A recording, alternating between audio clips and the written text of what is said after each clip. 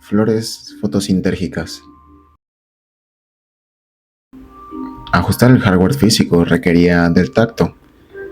Lo que veía el pirata a través del telescopio era un espacio que rompía la semilla en su acto de supervivencia. El viento de pronto inflamó el espacio con una vivacidad creciente, y la semilla se transformaría en el tallo y raíz de la planta.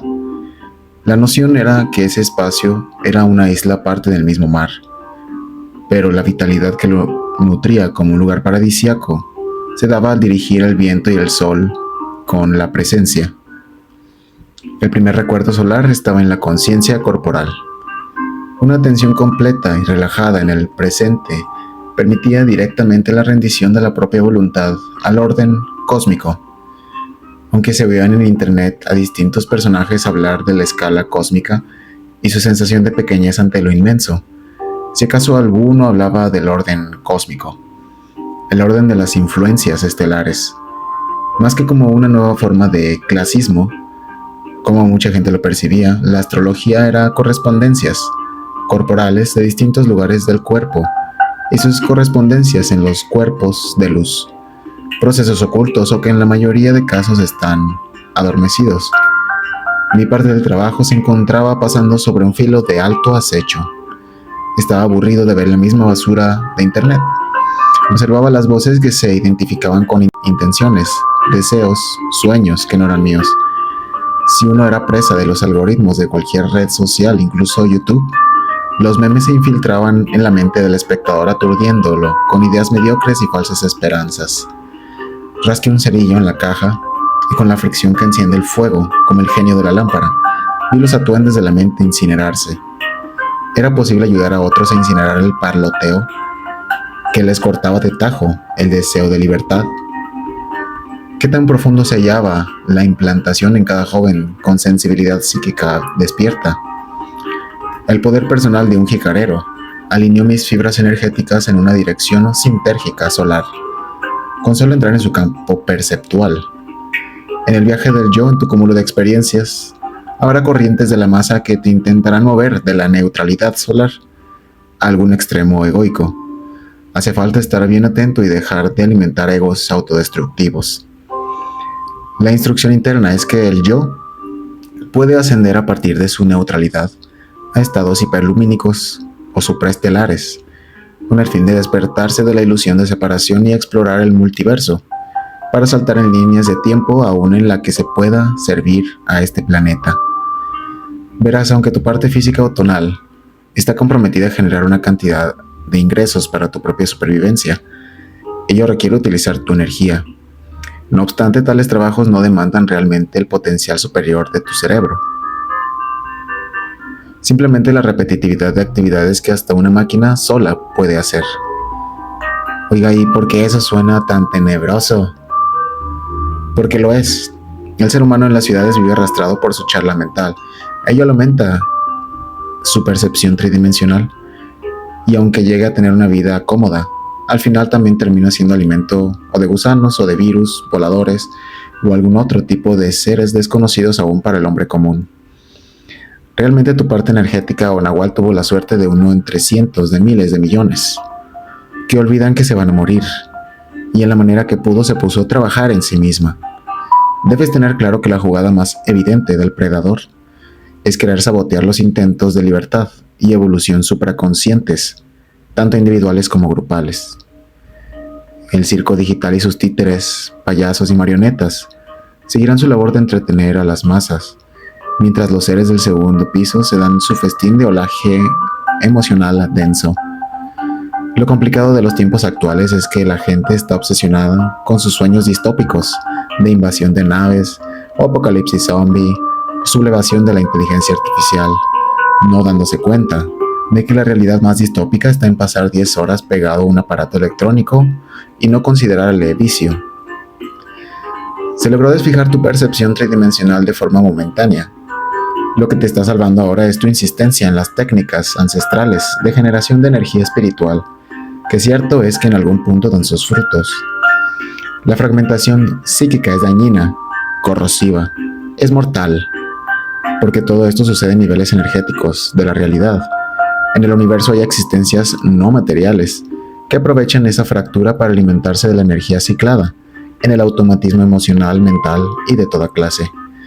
La fractura es realmente una intervención, pues en la línea de ancestros de donde provienen estos cuerpos físicos, una simbiosis energética produjo la mente racional en el hombre, pero siendo tal que tal simbiosis fue necesaria en términos de evolución, para organizarse en grupos más grandes, su inserción se tornó invasiva. La naturaleza de esta mente simbiotizada es predadora. Por esa razón, puede uno crear 1000 argumentos para no cambiar su dieta del consumo del adrenocromo de la carne a una dieta ovo-lacto-vegetariana. Esto es simplemente un símil de la tendencia a adensar la energía desde la corriente masificada, de hábitos alimenticios, que viene con esa capa residual de la energía emocional del animal viviendo dentro de un corral. Lo difícil de tal manera de adormecer la multidimensionalidad del ser humano es que pasando cierta cantidad de tiempo el cuerpo se deteriora y la percepción queda encajonada en una manera casi irreversible en un mundo horrendo. La consecuencia en términos coloquiales de dejar que esto pase es que la existencia es autopercibida como solo valiosa por la cantidad de dinero que produce. Entonces la falta del amor propio es resultado de tener todo el énfasis en la percepción externa o colectiva, que le dé el valor máximo a las apariencias y en las posesiones materiales. Lo curioso es que existen formas de revertir el énfasis de la percepción hacia lo interno. El planeta entero siente fuertemente las repercusiones de dejar esta mente inconsciente de su propia naturaleza en el interior. En mi oportunidad de experimentar la alineación sintérgica solar, que en otras palabras eran los destellos de una quinta dimensión, pero tardé algo de tiempo en digerir la razón de que no todo mundo pudiera permitir su punto de encaje o neuronas espejo o incinerar su propio diálogo interno para entrar en el silencio. La alquimia era una ciencia esotérica en la que yo empezaba a indagar y comenzaba a entender que ahí estaban los procesos internos que permiten la transmutación del comportamiento automático inconsciente en pura energía. Tal conocimiento estaba realmente disponible en su totalidad en Internet. Lo complicado era que así como una carrera que se cursa en una academia universitaria, donde existen cursos de los primeros grados, que es un conocimiento básico para entender los cursos siguientes, como aprender un nuevo idioma. La abrumante mayoría no pasaba del primero o segundo curso básico, y con el zumbido de una mosca las ganas de aprender el arte alquímico se sumaban, postergando el estudio con entretenimiento, ocio, leyendo algún otro libro o simplemente por falta del tiempo al tener que trabajar para subsistir. En el mundo cotidiano, la persona promedio en las ciudades tenía la obligación de trabajar para alguien más para comprar su alimento, pagar el techo donde reside, el transporte que lo lleva a su trabajo, servicios básicos de subsistencia y en cada cosa, claro, sus respectivos impuestos. Comparando la media, se consideraba privilegio estudiar para tener un trabajo mejor pagado y tener una vida más cómoda que el resto, que debían trabajar arduamente para un tercero solo para sacar los gastos del día a día. Y por supuesto estaba más que claro que ni el gobierno, ni Elon Musk, ni los ovnis, ni nadie iba a salvar a la humanidad. La velocidad a la que se estaba consumiendo los recursos planetarios o contaminando el aire era atroz. Se requería que despertaran por lo menos 20.000 seres humanos urgentemente, pero no despiertos de la corriente superficial New Age, que siguen consumiendo animales muertos o bebiendo alcohol por olvidarse del inminente cataclismo planetario. Se requerían seres dispuestos a cambiar lo necesario sus hábitos de consumo, desterrar de raíz al predador y haciendo evolucionar al ser esencial. Estaba el sostén de una vida que encuentra su propio sentido de existir. Cuando una persona en ese ímpetu de evolucionar descubre que el secreto de la felicidad es entrar en contacto con las fuerzas superiores para en conjunto con el universo volverse un medio de voluntad creadora, entonces la conciencia da un paso importante, individual y colectivamente. Por supuesto que existen hackers del juego en Internet que subsistían a partir de crear, pero su motor principal era entretener. No servían como modelos a replicar, pues únicamente perpetuaban estilos de vida inconscientes del verdadero problema, o se quejaban o se reían de la tragedia por la que pasaba el mundo, pero ni por un segundo pasaba por su mente la noción de lo que realmente significa un sacrificio.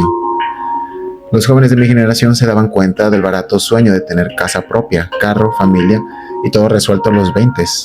Era un sueño casi de manicomio.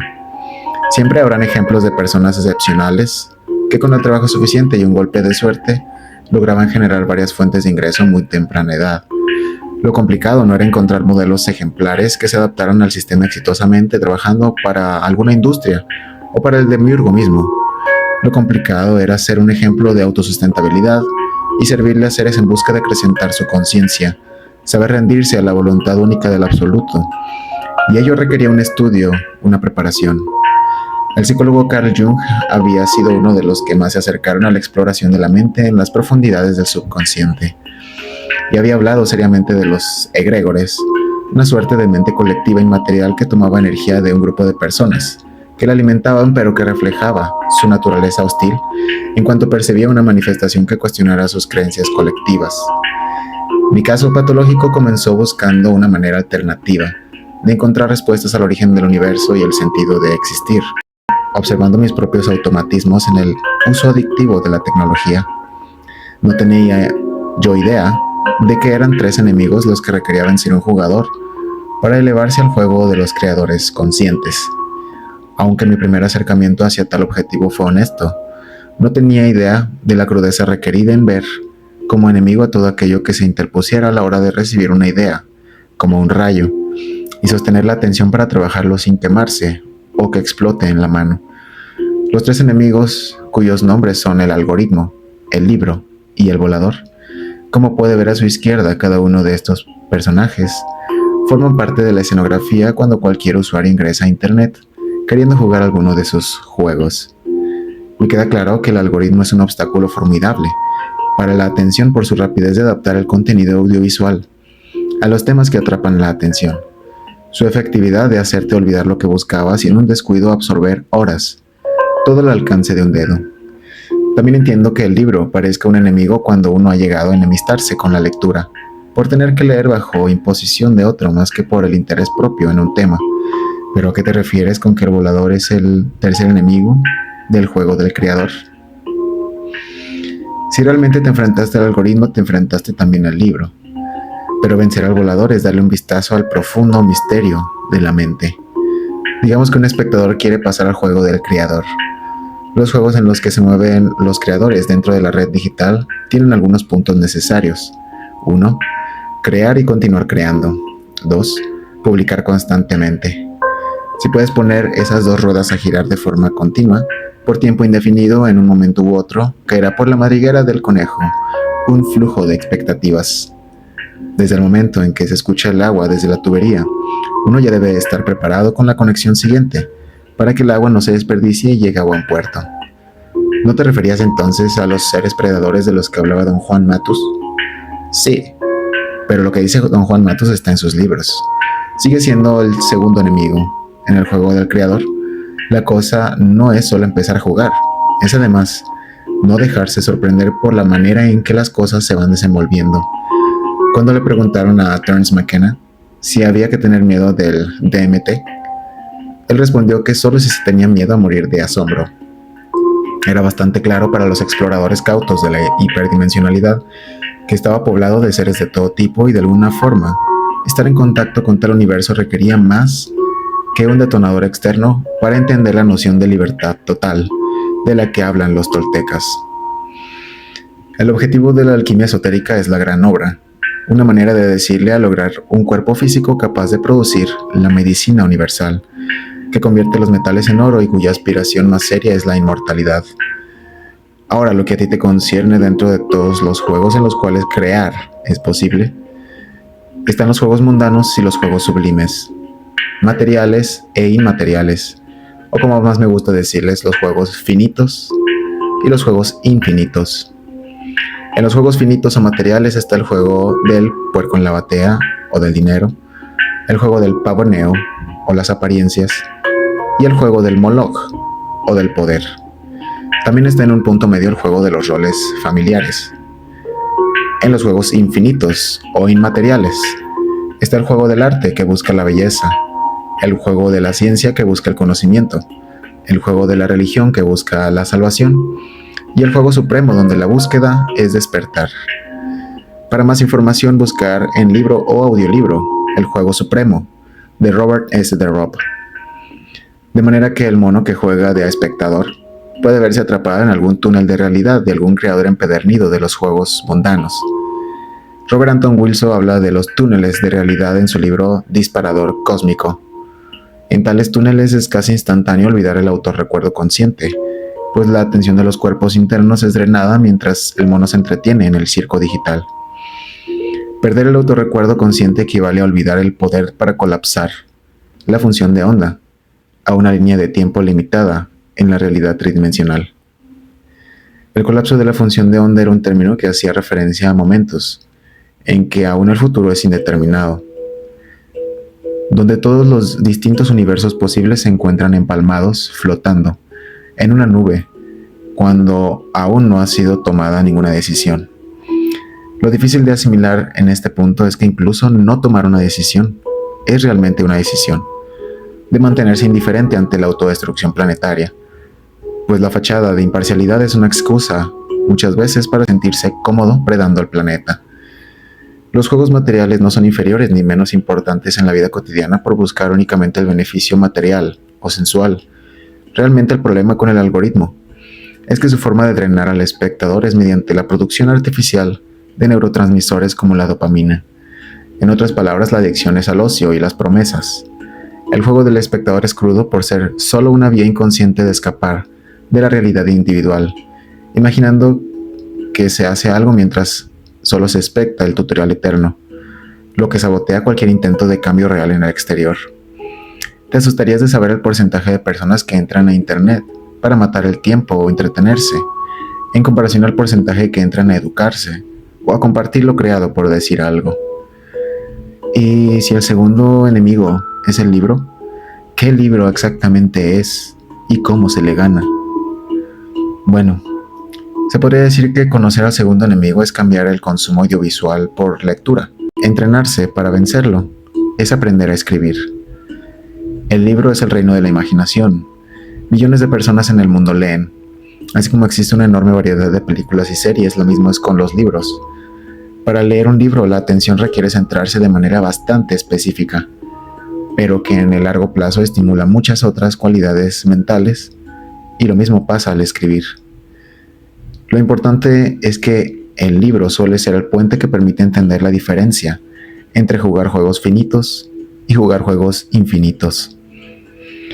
El libro para algún jugador podrá bien ser el Bhagavad Gita, un importante libro espiritual de la India, con Krishna, el dios equivalente a Cristo, dándole consejo espiritual a Arjuna para no decaer por tener que entrar en guerra con otro reino que es de su propia familia. En dicho libro también se menciona el Soma, que se usaba antiguamente en India para establecer contacto con lo divino. Cita del Bhagavad Gita.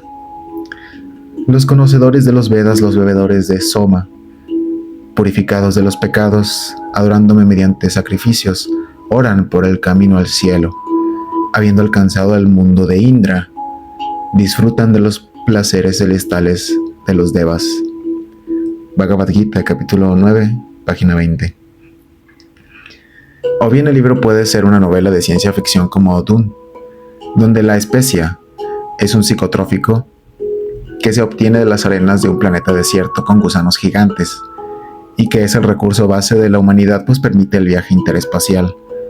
Pero en un futuro, 10.000 años después de ganar una guerra contra una antigua deidad tecnológica creada por los mismos seres humanos, experimentando con la fuerza de la fe de las masas, lo que los lleva a concluir que la naturaleza humana no puede ser reemplazada en esa forma específica. Cita de El centro del ciclón. En los linderos de la mente, todo lo que se cree realidad o se vuelve realidad bajo ciertos límites, a ser explorados experimental y experiencialmente.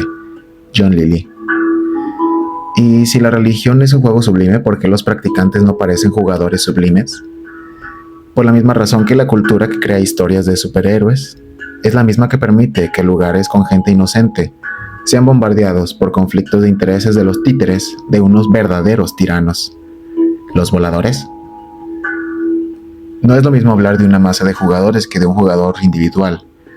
Con todo y su comportamiento automático Cada ser humano tiene el potencial divino de ser en cierta medida.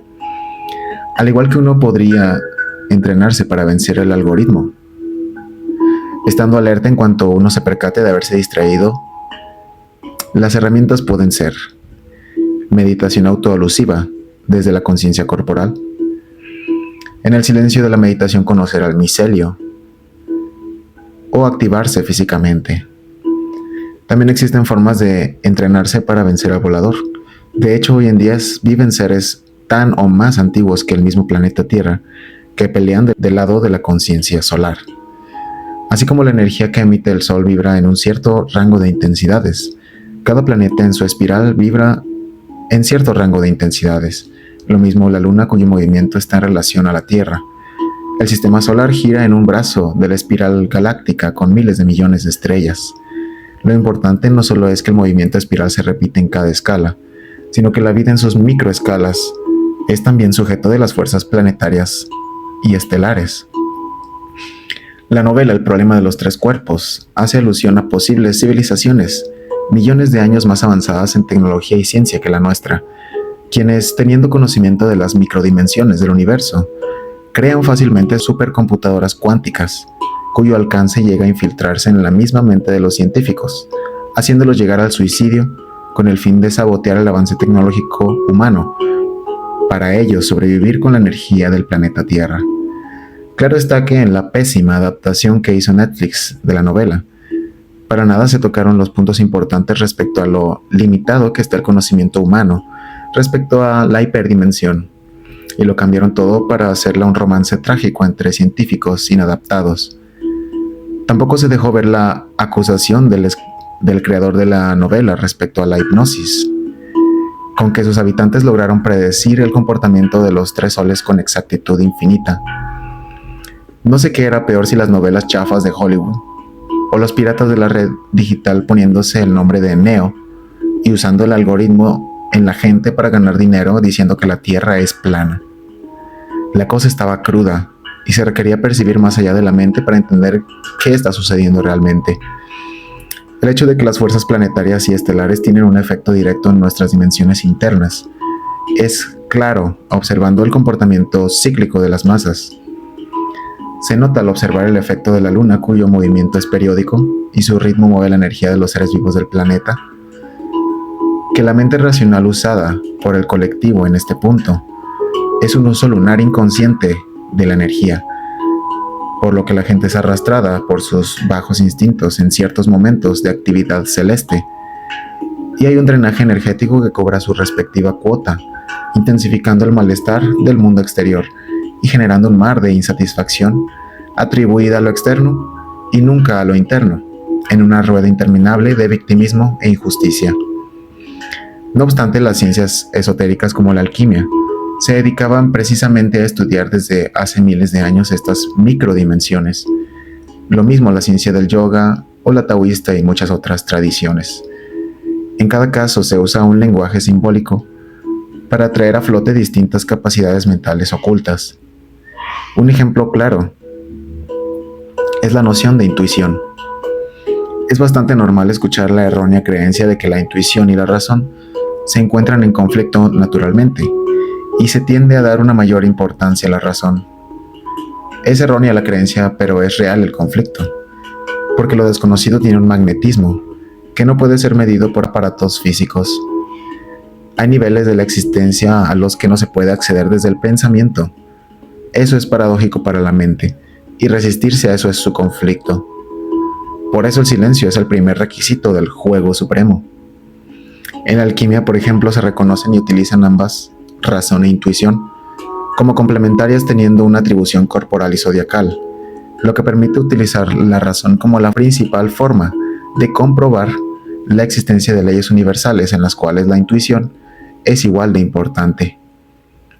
Si se pudiera afirmar la existencia de un estado de ser accesible para todos los seres humanos en que su salud y su energía se restablece, donde se regenera el sistema nervioso y se adquiere lucidez somática, como si el propio aire, la sangre y el simple movimiento adquirieran cualidades curativas y extáticas. En una meditación en la montaña cerré los ojos y vi las líneas de energía que formaba la conciencia del micelio, Crecían de forma hexagonal y se interconectaban con todo. Existían inteligencias que al ponerse en contacto con el cerebro producían un efecto fulminante en la percepción. Una sensación de una realidad consciente unificada y poderosa, sosteniendo la existencia. Una precisa intuición de la realidad como funcionando bajo leyes misteriosas pero exactas en cada plano. Entonces la diferencia entre los juegos mundanos y sublimes radicaba en una elección individual, pero que también está sujeta a las mismas leyes universales. Por supuesto que ser consumista era tener una mentalidad monohemisférica, lo mismo que ser espectador, requiriendo energía para seguir expectando, pero sin generar nada de energía desde el interior para crear y servir. Esa era la diferencia principal. El espectador era más parecido a una vaca o borrego, del cual el algoritmo podía sacar provecho, y el creador era algún pelado que logró entrenarse de una forma especializada, manteniendo un flujo de creatividad pasar a través de él y el desapego para publicar y volver al silencio. La mente monohemisférica claramente aborrece el vacío. No obstante, ello es la fuente primordial de su existencia y de acuerdo a las observaciones cosmológicas, el universo se expande aceleradamente.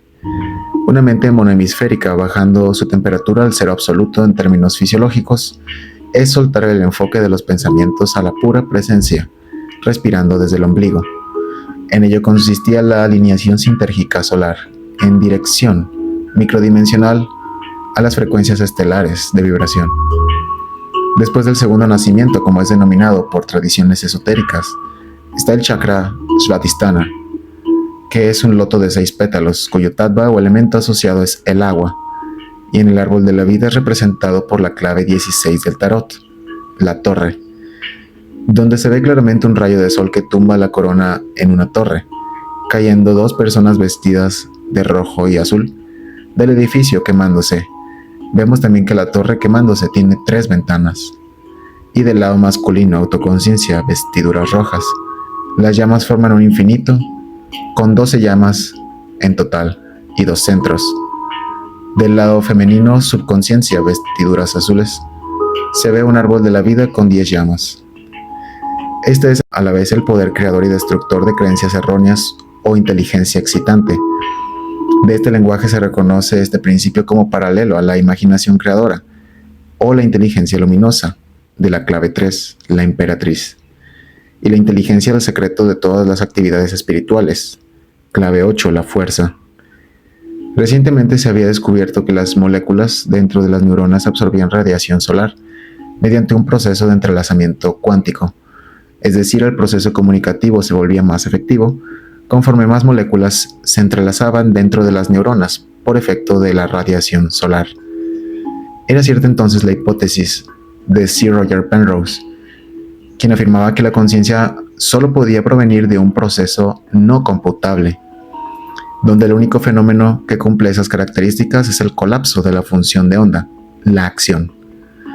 Si existía una interacción entre la conciencia y el vacío, se podía experimentar únicamente en el horizonte de eventos de la meditación.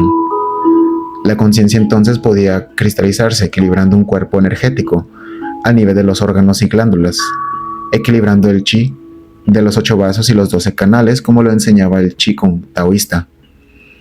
Esto requería un entrenamiento de sincronizar el movimiento corporal y la respiración, todo internamente entrando en comunicación con el orden cósmico. La conciencia también llegaba al nivel celular, oxigenando la unidad vital celular que produce la energía que le da vida a todo el cuerpo. Pero el nivel molecular era algo bastante más profundo. Si la misma percepción estaba sostenida bajo un cierto funcionamiento molecular del sistema nervioso, para llegar a liberar todo su potencial, la activación estaría enrollada en los espirales de información del ADN. De alguna manera, el lenguaje numérico de diversas tradiciones espirituales tenía en común la observación de ciertos patrones geométricos, a través de los cuales la naturaleza actúa. El número phi o la proporción áurea, aplicada a la proporción física del ser humano, es una espiral que encaja exactamente en la ubicación del ombligo. El segundo espiral o Iwitl, o atado de plumas para los toltecas, es el metal hierro o planeta Marte para la alquimia occidental. Estos eran tiempos bastante interesantes, para poder ver el rumbo que tomaría la actividad intelectual de seres conscientes. En su novela El prototipo, Jacobo Greenberg cuenta a forma de relato y confesión su visión de lo que sería el hombre llegado al punto de adquirir energía infinita desde el vacío. Es una muy buena historia en realidad. Por otro lado, el mismo Nikola Tesla daba una preponderancia misteriosa a los números 3, 6 y 9, dejando claro que para entender el universo era necesario verlo todo en términos de frecuencia y vibración. La clave 3 del tarot es la emperatriz, asociada a la letra Dalet, cuya traducción es puerta. Se le atribuye al planeta Venus y al metal cobre, ubicado en el centro de la garganta, el chakra Vishuddha o Topili, que de náhuatl se traduce como centro de mando. Algo interesante, tanto para el neurocientífico o para el psicólogo, deberían ser las atribuciones de los 32 senderos de sabiduría de la Cábala con sus respectivas inteligencias, únicas atribuidas a los 22 senderos y las 10 esferas. Inteligencia luminosa es el nombre de la capacidad mental atribuida a la emperatriz. La subconsciencia de la realeza, que está embarazada, por cierto, y viste de verde con un triángulo rojo en medio de su pecho, una corona de 12 estrellas y de 6 puntas, y un collar de 7 perlas. Al mismo tiempo, la emperatriz es la madre tierra, el campo fértil de donde renace el hijo. La inteligencia recompensadora, clave atribuida a la rueda de la fortuna, el plexo solar o Manipura chakra, cuya traducción es ciudad de joyas. Aprender a moverse a partir de los planos internos es una manera de digerir el estilo de vida del creador consciente en la era de Acuario. Se juega en el juego infinito para darse cuenta en cierto modo de la necesidad de trabajar agrupándose con otros guerreros hacia la reconexión con la naturaleza. Organizarse era algo que tomaba tiempo, pero que era un paso necesario para entrar con todo y tenis al ensueño. Se requería información del plano mental superior para no dejarse engañar por los juegos mundanos. Todo el conocimiento estaba accesible a cualquier ser humano dispuesto a ir haciendo cambios graduales pero definitivos y a no dejarse arrastrar por las corrientes masa en su propio intento de libertad. Había aún bastante por hacer.